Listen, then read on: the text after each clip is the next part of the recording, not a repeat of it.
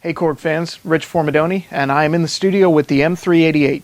And today I'm going to show you how to sequence on a Korg workstation. I'm showing you on the M3, but this is going to apply to the M50, the Triton series, the Oasis. All our workstations have sequencers that are very similar and have a lot of similar functions. So you can take what I'm doing here and apply it to any of those other keyboards. And I'll let you know when I'm doing something that is specific to the M3. Here we go. All right, before we get started, I just want to familiarize you with some of the controls we'll be using.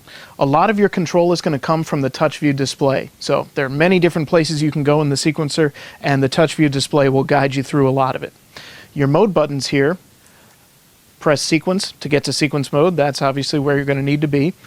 And here are your main sequencer controls. Pause, rewind, fast forward, start, stop, record, write, just like on a tape deck. There's also a locate button. And by default, that locate button brings you back to the very beginning of the song, but you can also set a specific locate point. So just by hitting that button, you can jump to that point instantly. Now, while you're in sequence mode, this control surface works very much like a mixer. In fact, it's currently in mixer mode. Now, if you push this mixer button a couple of times, it switches between tracks 1 through 8, tracks 9 through 16, or the inputs in the back of the M3, 2 analog, 2 digital. Now, obviously, the sliders will be adjusting levels, and these guys are your mix buttons. You can switch play, mute, and solo. When you first turn the keyboard on and push the sequencer mode button, this is the screen that you'll see. This is basically the front page of our 16-track sequencer. So right now, what it's telling us is that we are at song 000, a brand new song, and that we're currently working on track 1. To change either of those two things, just touch the arrow right next to it. So for example, if I have a couple of songs recorded, I touch that arrow and I can select which one I want to work with right there. Now, to change tracks, you touch the arrow right next to where it said track 1. And what this will show you the track that's currently in focus. So right now it's track 1. And that's a piano sound. If you had, say, a drum kit on track 2, you switch this guy to track 2, you would then hear the drum kit. So, right along here are our first 8 tracks. And you can see they're laid out kind of like channels on a mixer. So, this button right here that says keyboard, if I touch that, I get our category search display. So now I can actually choose what kind of sound I want for track 1. I'm going to select a drum kit. We'll just make a simple beat there. So now you can see here, there's the address of the sound that I chose. If you know the address of the sound, for example, this is in user bank C, number 122, you can touch the arrow here and either select it from the category search screen, or while it's highlighted, you can actually type it in by pressing the bank button, then the number buttons, and then enter. So a couple of different ways to find the sound that you want.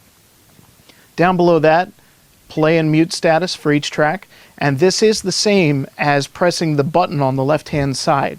And that's valid for the M3 and the Oasis, by the way, not for the Triton and the M50. Now, you can see as I'm playing, there's a velocity meter on that track, which is very cool. That's also only on the M3. So this is tracks 1 through 8. You can see each one of the 8 tracks is exactly the same there. And then the second tab on the bottom, you see all these tabs on the bottom here? That's how you get around to the different pages in the sequencer.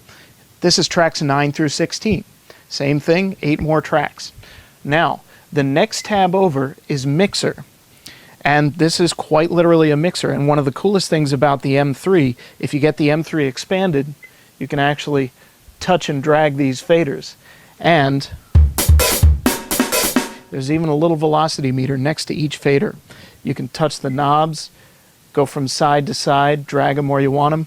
Or, if you want to, since the control surface is in mixer mode, you can just use the physical sliders to get your mix the way you want it to be. So, mixer 1 through 8, and then the next tab over looks exactly the same. That's mixer 9 through 16. So that's a very cool thing. Now, the next tab over is play loop 1 through 8. One of the most unique things about Korg sequencers is that you can loop tracks individually. And that's what these two tabs are about, play loop 1 through 8 and play loop 9 through 16.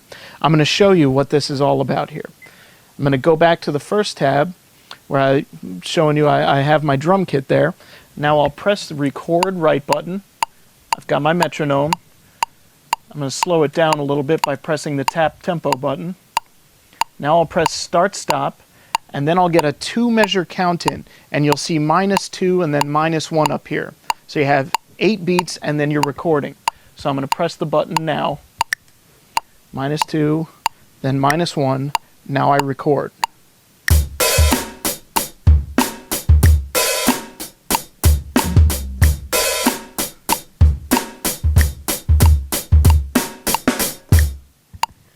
Press stop. And now if you, I press start stop, by the way. It does both things. So press start stop again, and you can hear it play back. Now that's going to last me 8 bars. But if I go to that play loop tab, 1 through 8, I can actually set that drum loop to, set that drum beat to loop over and over again. So I'll put a check in the box that's related to track play loop right there. And now it's asking me start measure and end measure for that loop. Well, the start measure is going to be measure 1, and the end measure, I think, was measure 4. So if I press start now, it continues from where we left off, and it restarts the loop. So the nice thing is you can actually set different lengths of loops for each track. So I'll show you what I mean by adding a bass line. The first thing I have to do is tell the M3 or the M50 or the Triton or the Oasis that I now want to work on track 2. Touch where it says the title of the track there, and I'm just going to use the increment decrement buttons that are just to the left of the display to move up 1. So now I have a piano. And if I press the start stop button, I can hear the beat and play over it.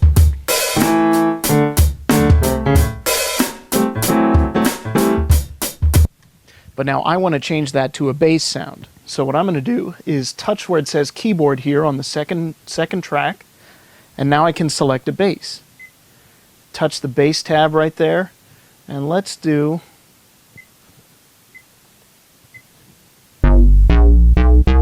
we got a lot of good basses to work with. I think that's the one. Touch OK. First, you see where we are in the song? Press locate to get back to the beginning.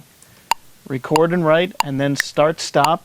Again, I get my 2-bar count in, and then I'm recording.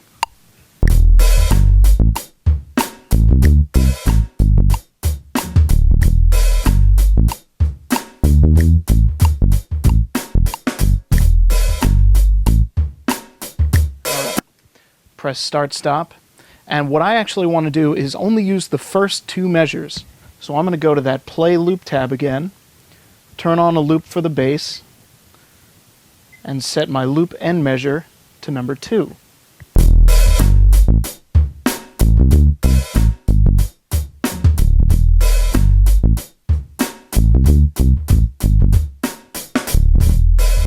So 4 bars of the drums are looping and 2 bars of the bass are looping. So that's a pretty cool thing to be able to do that with all 16 tracks playing different lengths of loops. In fact, you can use that to create some very interesting continually evolving compositions. So if you use different loop start and end points all over the sequencer, you'll get some interesting results.